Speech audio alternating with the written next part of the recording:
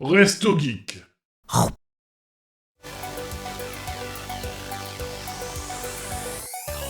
Ouais. Donc, Spider-Man 2, sorti mi-fin octobre, on va dire. J'ai plutôt attendu quand même. Ça fait suite Ah bon forcément à Spider-Man 1. On n'en Oui, a pas entendu parler. ça fait suite à Spider-Man 1 et à Miles Morales, du coup. Donc, Spider-Man 1 qui était sorti en 2018 sur PS4 et qui a eu droit à sa version remasterisée PS5 en 2020 et PC, du coup, c'était quand PC, c'est l'an dernier. Ouais, c'était l'an dernier, je crois. Peut-être il y a 2 ans et l'an dernier, Miles Morales, un truc comme ça, je sais plus. Ouais, Miles Morales était là aussi à la sortie de la PS5 en 2020 et a suivi sur PC aussi 2-3 ans après. 2 ans. Donc, qu'est-ce qu'il y a à dire sur ce Spider-Man 2 globalement, Peter Parker est dégueulasse. Mais On il a est la même d'accord. gueule que dans le 1. Non, il a pas la même gueule. Non, parce que moi je l'ai sur PS4. Voilà pourquoi ils ont pas la même gueule. Ah oui, bah Ah oui, tu as pas alors joué ça. au 1 version remasterisée. Voilà. Alors ça, en vrai, on s'y habitue. Je ne comprends pas pourquoi ils ont enlevé Andrew Garfield. Je trouve. Mais c'est pas Andrew Andrew Garfield. Garfield non plus. Non, mais son visage, c'est Andrew Garfield. Je suis désolé. Non, la dernière fois, tu avais dit la même chose, on n'était pas en live, et tu avais regardé, tu as fait désolé. ah bah non, c'est pas lui. Ouais, je maintiens. Ouais, si tu veux. Mais oui, en termes de visage, oui, ils l'ont changé pour peut-être se rapprocher un peu plus de Tom Holland. Je trouve que l'acteur, là, fait un peu plus penser à Tom Holland, peut-être. Ce qui est. Non, mais c'est parce qu'ils ont changé l'acteur, je crois. Oui, surtout ça. Je crois que l'acteur voulait pas continuer, c'est tout. Moi, je sais pas. Ou un truc comme ça. C'est toujours Donald Renew au doublage français, là je suis content. Ouais, Ouais, là, ça, tout le monde par est contre, content à ce niveau-là, je pense.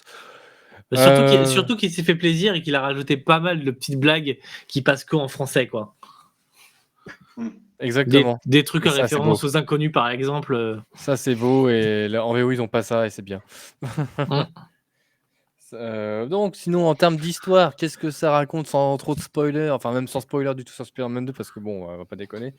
Donc, ça fait suite à Spider-Man 1 et à Miles Morales. Ça se passe 6 mois, d'après ce que j'ai compris, après Miles Morales. 6 mois seulement? Ouais, 6 mois seulement. Mais Donc, Mary Jane, elle a pris 6 ans. on en parlera après ça. Mais du coup, oui, Peter a pris Miles sous son aile et fait du tutorat, comme il le dit si bien des fois pendant le jeu, où il apprend à Miles à être un bon Spider-Man et ils font globalement équipe tous les deux pour protéger la ville. Après, eh bien, là, au niveau de la structure de l'histoire, globalement, c'est très similaire au premier. On va dire c'est qu'on similaire. a une grosse intro qui envoie du lourd. Le début après du jeu reste un peu calme, et puis après ça monte en crescendo au fur et à mesure et puis on a 2 grands méchants comme dans le premier. Dans le premier, c'était, on avait Mister Négatif, donc du coup Martin Li et Docteur Octopus. Là, on a, Kraven le chasseur qui fait son entrée en premier et bien évidemment Venom qui, a été annoncé, déjà dans les trailers et qui arrive par la suite, mais qui, sera d'abord bien sûr sous la forme du symbiote qui sera collé à Peter. Voilà. Globalement, la structure de l'histoire, je vais pas trop en dire plus pour éviter de spoiler ceux qui voudraient le faire par la suite ou ceux qui ne suivent pas en live, comme Sonata. Sonata, oui, voilà. C'est battez le chat et vous comprendrez. Voilà. Qu'est-ce que j'ai pensé de l'histoire globalement? Plutôt quali, hein, bien supérieur aux 3 films qu'ont fait le MCU avec Tom Holland, selon moi. Ça reste mon avis. Après, chacun. Le troisième reste sympa. Je pense qu'on pourrait faire aussi un dossier sur les scénarios de films et les scénarios de jeux vidéo. Oui, ça serait pas idiot aussi. Ouais. C'est pas mal. Hein. On a des idées, on a plein d'idées. Venez sur tous nos lives, on a plein d'idées. Mais moi, globalement, de mon avis, je trouve l'histoire bien mieux écrite et quali que tous les films Marvel sur Spider-Man qu'on a vu ces derniers temps. Tous les films Marvel. Alors, pour n'avoir fait que le premier, je trouve que c'est vrai qu'au niveau mise en scène et et histoire des personnages, développement des personnages, Après, je connaissais faut pas pas- trop Mister Négative et j'ai beaucoup aimé l'évolution de ce personnage. Après, Et faut pas c'est- oublier que c'est un jeu vidéo, c'est pas un film. Un film, Oui, ils doivent tout raconter en 1h30, 2 heures.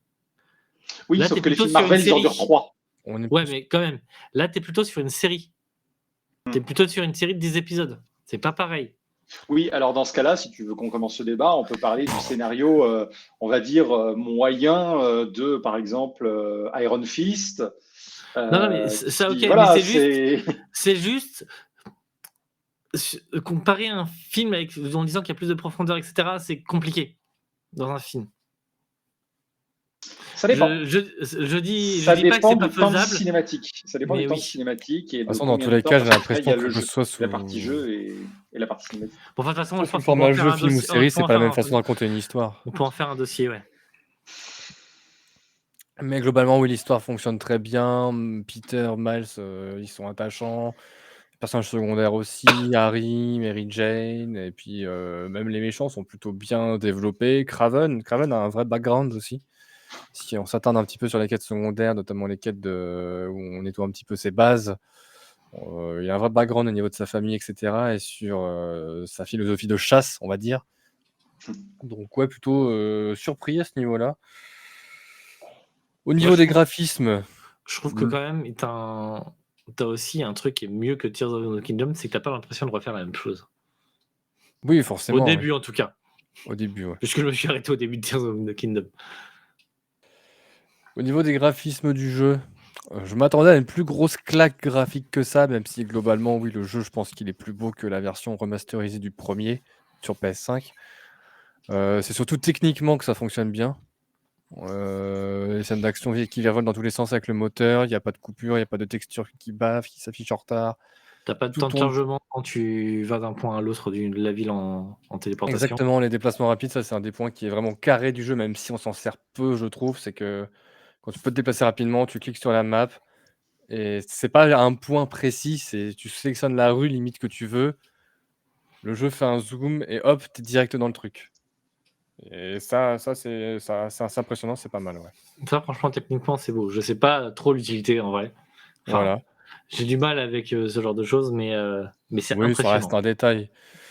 Graphiquement, j'avais revu, je m'étais trompé, graphiquement, le jeu tourne toujours en 4K, que ce soit sur les 2 modes graphiques. Il y a un mode 4K à 40 FPS quand on paramètre après son téléviseur, enfin ou son écran en 120 Hz, avec un ray tracing assez poussé et des effets de foule vraiment, et de circulation poussés au maximum. Sinon, tu as une performance à 60 images par seconde où ils ont réduit un peu le ray tracing et les effets de foule, et cetera. Voilà, mais globalement, à ce niveau-là, il y a pas trop de différence. Au niveau du game design, on reste sur du monde ouvert classique, hein, ça reste comme le premier, hein, on va virevolter dans New York, même si c'est un plaisir de virevolter dans New York en étant Spider-Man, mais c'est une map ouverte classique avec des missions à lancer, des petites quêtes secondaires ou des événements secondaires à faire classiquement comme les crimes qui pop un peu à n'importe quel Ils ont moment, l'air comme dans le premier, quoi. d'avoir aussi accéléré les mouvements dans la ville, non? Tu vas plus vite, j'ai l'impression, en Spider-Man, là. Oui, oui, là, j'allais y venir du coup au niveau du gameplay. Oui, ils ont rajouté, enfin, c'est le 1 en peaufiné, comme on peut voir sur la plupart des suites de jeux vidéo, tu vois. Tu as plein de petits moves en plus, comme se propulser avec l'étoile en mode lance-pierre. Tu as les delta toiles qui servent de wingsuit en gros. Et comme ils ont agrandi la map, bah, c'est bienvenu parce qu'au final, tu as l'impression d'aller beaucoup plus vite. Tu peux te déplacer rapidement, c'est fun à jouer. Franchement, à ce niveau-là, ouais, ça fait le café, ça fait le taf.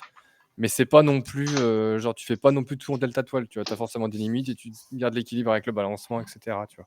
Ça vient bien compléter, le gameplay. Les combats, c'est pareil, notamment avec, avant dans les combats, je sais pas si toi tu as fait le 1 typo du coup, tu avais les lancers de toile, Sonata aussi. Sonata aussi. Tu Ah, pouvais je l'ai sélectionner les platiné. gadgets de toile, Mhm. et globalement, c'était tout. Après, tu avais les coups critiques, et cetera. Là, tu as les toiles, tu as les gadgets de toile et tu as ce qu'on voit à l'écran quand on joue. On maintient la touche avec L1. En gros, la première gadget où avant, il fallait juste, ça ouvrait une roue où on sélectionnait les gadgets de toile. Là, Ouais. ça permet de faire des attaques en plus, soit avec Peter, soit avec Miles, soit des attaques bioélectriques avec Miles ou des attaques avec les 4 pattes d'araignée mécanique avec Peter ou les attaques au symbiote. Ah, sympa. Donc ça, c'est un bel ajout, ouais, je suis plutôt content. Et puis, il Et y le avait quand même... symbiote, ça se passe comment? C'est un troisième personnage ou c'est une rage ou c'est carrément une fonction comme dans le jeu? Comment il s'appelait? Il y avait un jeu dans lequel on pouvait jouer Spider-Man et tu jouais Spider-Man. Il y avait pas mal de personnes Marvel et en fait tu pouvais transformer Spider-Man noir, Spider-Man quand tu voulais. C'était assez cool. J'avais bien joué. C'était Spider-Man. Je sais pas combien il y a de jeux Spider-Man qui proposaient ça, mais en tout cas, dans le jeu Spider-Man 3 de l'époque du film, on pouvait Ah faire non, ça c'était pas sur la version celui-là. PS2. C'était un jeu qui était un espèce de Le truc gros Avengers, là.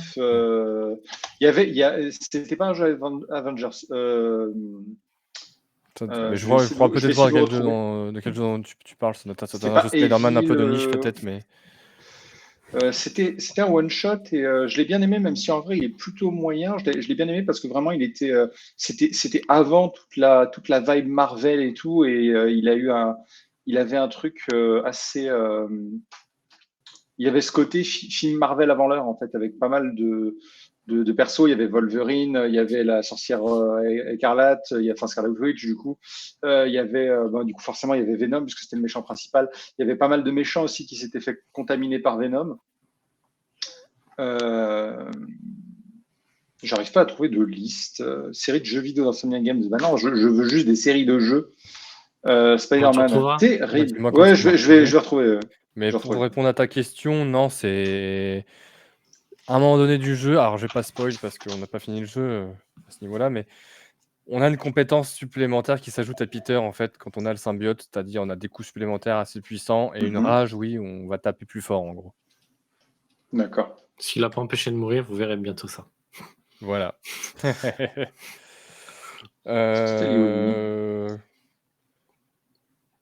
Voilà globalement. Ton ce que avis, j'avais. t'attends Mon un avis- 3? Hein? T'attends un 3? Il y aura un C'est 3. bon. Il y aura un 3. Tu attends un 3 ou c'est bon? Est-ce que j'attends un 3? Oui, je l'attends sans l'attendre. Maintenant, Sans l'attendre, ok. enfin, je l'attends sans l'attendre, comme la plupart des jeux en fait. Maintenant, j'attends de voir quand ça sort, mais je me hype plus comme avant. Mais globalement, ce Spider-Man 2, il est dans la lignée du 1, il est très bon, mais il révolutionne pas la formule, tu vois. D'un autre côté, il n'y avait pas besoin. C'était Spider-Man, le règne des ombres. Je crois que j'ai entendu parler de ce jeu, oui. Et dans ce jeu, il y a des moments où les personnages débarquent et vous posent des questions. Notamment Wolverine qui vous pose des questions sur le lore Spider-Man en pleine scène d'action et les questions sont plutôt tendues. Donc c'est plutôt un jeu de fan et en vrai pour la curiosité, le jeu est pas très long. Pour la curiosité, si vous aimez Spider-Man, je vous le conseille. C'est un jeu que j'ai pas mal aimé, même s'il n'a pas été aimé de tout le monde. Et en fait, il y a pas mal de mécaniques qui sont dedans que j'ai retrouvées dans Spider-Man sur PS4, notamment les combats sur les murs. Donc il y a plein de. Je pense qu'ils se sont quand même inspirés de ce jeu. D'ailleurs, je ne sais même pas. Peut-être que c'est un jeu d'Insomniac, même si je ne pense pas. Voilà. Donc, le règne des ombres. Mais en tout cas, oui, si vous aimez Marvel, si vous aimez Spider-Man et que vous avez été déçu des films Marvel ou Spider-Man de ces dernières années, foncez. Il y a de très belles choses qui se font dans le jeu vidéo et il faut y aller. Voilà. Ou regarder les let's play. Regardez Kesty jouer sur la chaîne Resto Geek. Aussi. Et venez vendredi, on fera normalement la fin du jeu. Voilà. Tant pis si vous n'avez pas suivi le reste. Si vous n'avez pas vu le début. Allez, prochain sujet. Chacun sa merde. Allez, je ferme. Tout le monde dehors.